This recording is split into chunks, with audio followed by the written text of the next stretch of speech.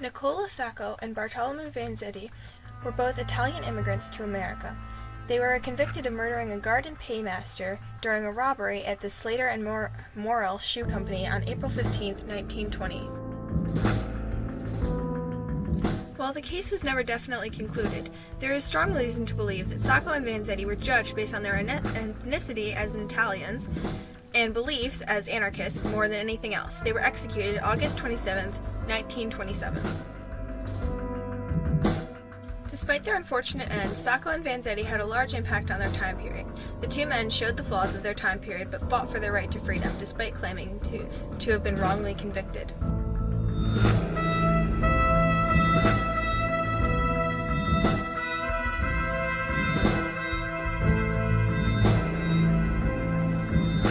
Shortly after conviction, Sacco and Vanzetti admitted to being anarchists, which meant that they fought for the idea of abolishing government.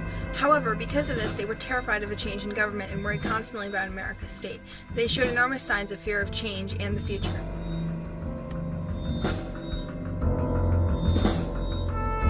The Sacco and Vanzetti case was so controversial that the two men were held for 6 years before their final execution. Many Americans protested their execution, and many Italians fought for Sacco and Vanzetti. However, in the end, they were both executed because of their beliefs more than their actions against the law. Sacco and Vanzetti worked to represent the idea of anarchism. However, when outer-oriented, people feared them and their ideas, which eventually led to why they were executed. Inner-oriented, however, they were both terrified of the ideals of the government in America.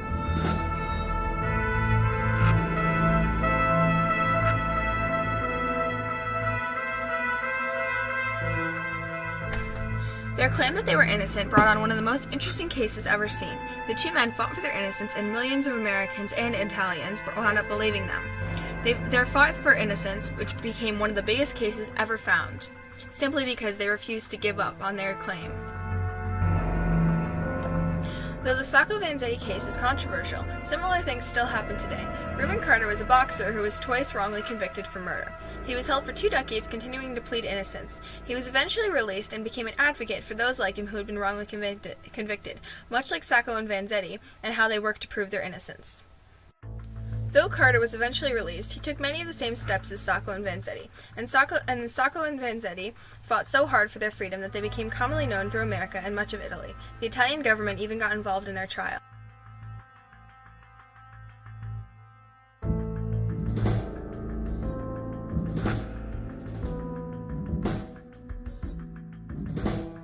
The case seemed to be immortal. Every time the case was believed to have finished, new evidence was discovered. The case made major advances in foreign aesthetics, and because of its controversy, many people became aware of it quickly. When the case did this, it also drew new people to the idea that Sacco and Vanzetti were never given a fair trial. While the 1920s were still partying, Sacco and Vanzetti seem to represent the end of the party, when every party comes to an end, and the two anarchists seem to have met theirs much sooner than they were supposed to. They showed the flaws in America as they were given an unfair trial. The two anarchists also represented the theme from Europe to America, as both Sacco and Vanzetti emigrated from America, where the land was supposedly better.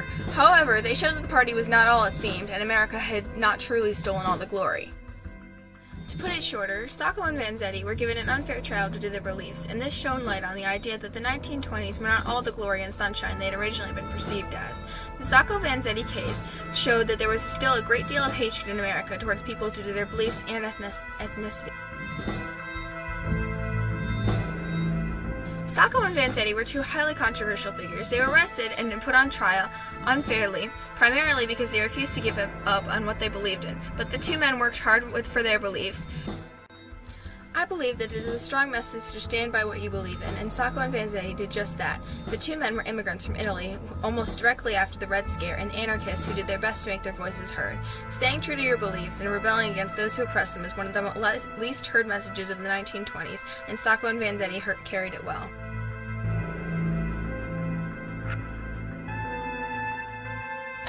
Being friends with Sacco and Vanzetti during the time period may have been a difficult task. However, I believe that they would have made good friends. Both seemed loyal to their point and devoted towards whatever cause they set themselves. However, due to their beliefs, I think that actually associating with them may have been difficult and dangerous. But I do believe that both were beacons of truth in the party of the 1920s.